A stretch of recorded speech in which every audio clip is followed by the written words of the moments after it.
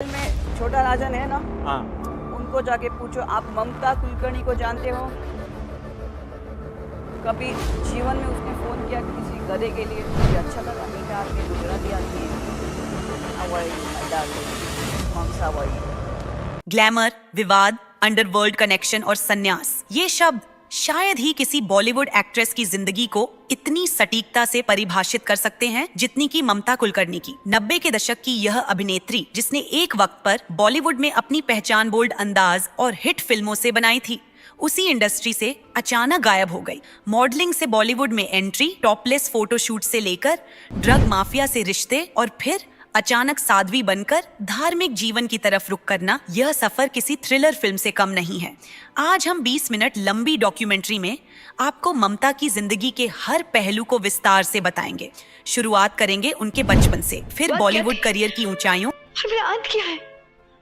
तेरी शुरुआत, तेरा ये आशिक है और तेरा अंत तू खुद है। मेरे साथ बंधे रिश्ते की डोर टूट गई है, अब तू मेरे पीछे भी चलेगी तब भी तुझे पलट कर नहीं देखूंगा। फिर उनके विवादित दौर के बारे में जानेंगे। नहीं, आई एम सिंगल।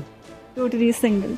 नहीं, ऐसा अभी तक कोई आया ही नहीं मेरे लाइफ में कि ही इज द वन, कि अभी तो वो सोच भी नहीं रही, सब नष्ट हो गया, खत्म हो गया। मुंबई से शुरू हुआ सफर ममता कुलकर्णी का जन्म 20 अप्रैल साल 792 को मुंबई के मुकुंद कुलकर्णी के घर हुआ। उनके पिता एक फॉर्मर पुलिस कमिश्नर थे, लेकिन ममता की परवरिश एक मिडिल क्लास फैमिली की तरह हुई। बचपन से ही ममता को ग्लैमर और फिल्मों की दुनिया आकर्षित करती थी। जब बच्चे स्कूल की किताबों में खोए रहते थे, ममता हीरोइनों की तस्वीरें और पोस्टर्स देखकर खुद को उन्हीं की तरह स्टार बनने का सपना दिखाती थी। स्कूल की पढ़ाई खत्म करने के बाद ममता ने मॉडलिंग को करियर के रूप में चुना। शुरुआत में उन्होंने कुछ छोटे एडवर्टाइजमेंट्स और फैशन शोज किए, लेकिन जल्द ही उनके लुक्स और पर्सनालिटी ने उन्हें मॉडलिंग इंडस्ट्री में एक पहचान दिलाई। इसी दौरान उन्हें फिल्म इंडस्ट्री से ऑफर मिलने लगे। पहली फिल्म और करियर की शुरुआत ममता ने मात्र 20 साल की उम्र में 1992 में फिल्म तिरंगा से बॉलीवुड में डेब्यू किया। यह फिल्म सुपरहिट साबित हुई और ममता को पहली फिल्म से ही पहचान मिल गई। उसी साल उनकी फिल्म आशिक आवारा भी रिलीज हुई, जिसके लिए ममता को film fair new face of the year का अवार्ड मिला।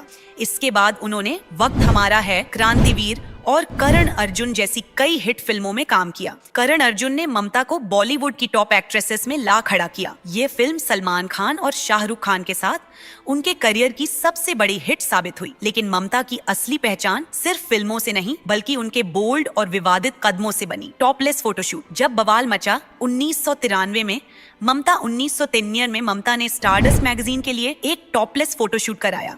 उस दौर में जब बिकिनी पहनना भी बड़ी बात मानी जाती थी, ममता ने यह बोल्ड कदम उठाया। यह फोटोशूट इतना विवादास्पद था कि इसकी चर्चा मीडिया, राजनीति और धार्मिक संगठनों तक पहुंच गई। जैसे ही मैगजीन का कवर पब्लिश हुआ, पूरे देश में हंगामा मच गया। धार्मिक संगठनों ने सड़कों पर प्रदर्शन किया। ममता के खिलाफ अश्लीलता फैलाने का केस दर्ज किया गया। लेकिन इस विवाद ने ममता को और ज्यादा पॉपुलर बना दिया। ब्लैक मार्केट में उनकी मैगजीन 200 रुपये में बिकने लगी। लोगों की क्यूरियोसिटी और मीडिया कवरेज ने ममता को बॉलीवुड की सबसे चर्चित एक्ट्रेस बना दिया। इस केस का फैसला 7 साल बाद 2000 में आया और ममता 2000 में एक्ट्रेस बन गई। को 1000 रुपये का जुर्माना भरना पड़ा।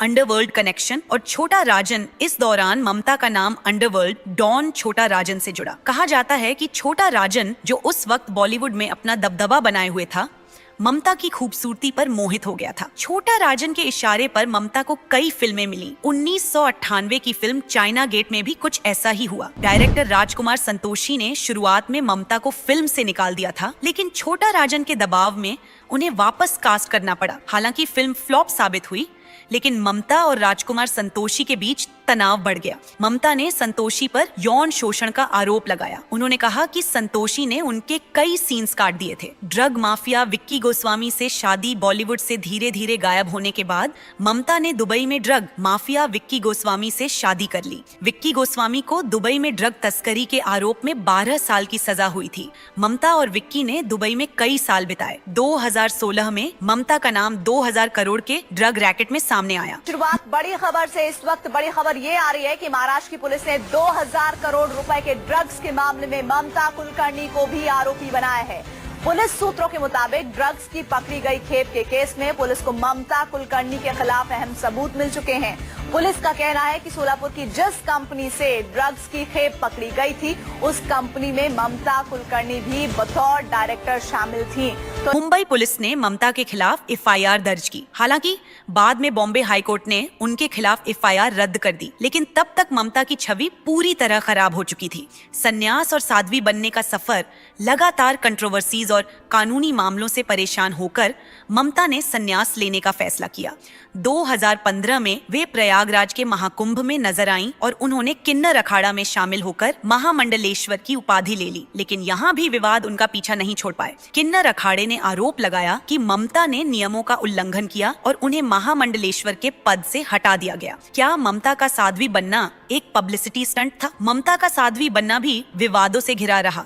उनके अंडरवर्ल्ड कनेक्शन और ड्रग ट्रैफिकिंग के आरोप को लेकर कई लोगों ने आपत्ति जताई। आज ममता लाइमलाइट से दूर हैं, लेकिन उनकी जिंदगी की कहानी हमें यह सिखाती है कि शोहरत और ग्लैमर की दुनिया जितनी चमकदार दिखती है, उतनी ही खतरनाक भी हो सकती है। तो क्या ममता ने सच में अपना जीवन बदल लिया है या यह सिर्फ एक नया रूप है? अगर आपको ये वीडियो पसंद आया हो तो लाइक करें, कमेंट करें और चैनल को सब्सक्राइब करना ना भूलें। मिलते हैं अगले वीडियो में, तब तक पीस आउट।